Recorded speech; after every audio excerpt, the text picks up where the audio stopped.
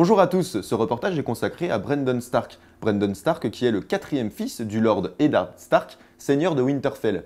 Lors d'une visite du roi Baratheon à Winterfell, Brandon Stark surprend Cersei Lannister et son frère Jaime Lannister en train d'avoir une relation sexuelle en haut d'une tour. Jaime le pousse alors dans le vide pour éviter que Brandon puisse raconter ce qu'il a vu. Il survit miraculeusement mais reste handicapé moteur et ne se souvient de rien.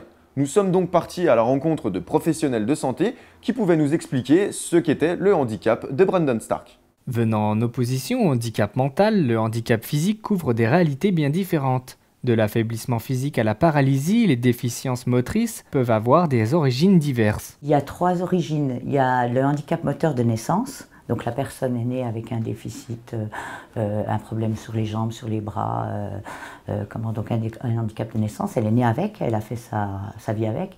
Il y a le handicap lié à un accident de la route ou un accident autre, c'est malheureusement très très courant. Et il y a aussi le handicap acquis par maladie, donc les maladies évolutives qui amènent au handicap.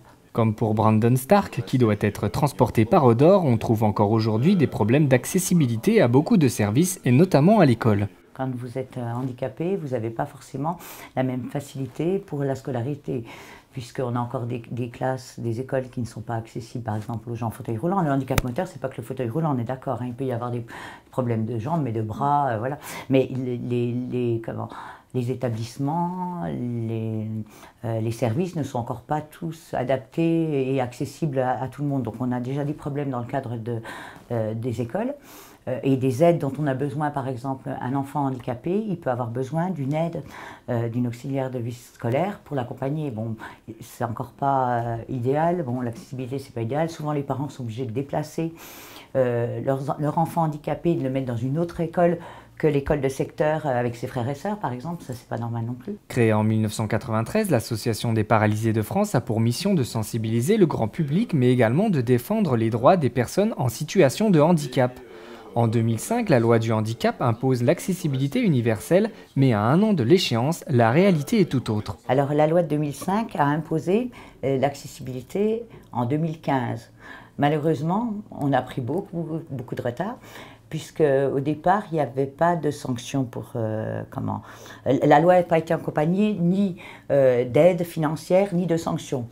Résultat, seuls les bons élèves, les gens les plus sensibilisés ont fait des travaux d'accessibilité. C'est pas une question d'argent, hein, parce qu'il y a des gens qui ont mis beaucoup d'argent là-dedans pour améliorer. Il y a des gens pour qui ça coûtait pas grand-chose et qui ne l'ont pas fait. Donc c'est pas qu'une question d'argent, parce qu'on met surtout beaucoup de sens sur l'accessibilité coûte cher, le handicap coûte cher. Non, il y a des choses qui coûtaient rien puis qu'on n'a pas fait. Hein. Donc il y a aussi il y a la volonté, la sensibilisation qu'on a. Et donc 2015 évidemment ça ne sera pas fait. Hein. À Dijon, même si tout est loin d'être parfait, une commission communale d'accessibilité veille, et ce bien avant 2005, à faciliter l'accès aux lieux publics pour les personnes en situation de handicap. On a de bons partenariats avec la ville de Dijon. Il y a des avancées. Tout n'est pas accessible. Hein. De toute façon, on ne va pas dire que tout est parfait. Ce ne serait pas l'APF parce que nous on est plus dans le côté militant. Donc on ne va pas dire que tout est parfait. Mais on arrive à avancer au niveau des transports, par exemple. Au niveau des transports, on a un service qui permet dans le Grand Dijon de se déplacer. Bon, il faut commander avant, tout est perfectible, mais on a quand même un service et maintenant, la plupart des bus tous les bus qui sont rachetés maintenant sont accessibles. Donc maintenant, les arrêts de bus ne le sont pas, mais c'est une question, ça va avancer, on espère que tous les arrêts de bus seront accessibles et que tous les bus le seront et qu'on pourra utiliser tous les transports en commun parce que c'est quand même plus pratique. Et notre but aussi, au niveau Association des paralysés de France, c'est de travailler dans l'inclusion. C'est-à-dire, au lieu de mettre les personnes handicapées en marge, avec des services en marge en établissement, on est dans la vraie vie, on est dans le monde des valides. On n'a pas, par exemple pour les transports, souvent on a des transports spécifiques dédiés aux personnes handicapées. Ça coûte cher, parce qu'il faut les mettre en place, il faut venir chercher les personnes à domicile.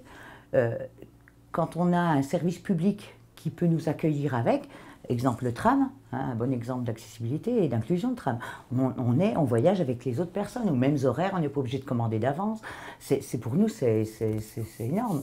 Il faudrait qu'on arrive à faire ça partout, c'est-à-dire que les écoles, les mairies, les lieux publics, les lieux de spectacle, il faudrait que tout soit accessible. Une réaction? Un témoignage? Commentez ce reportage sur dijonsanté.fr.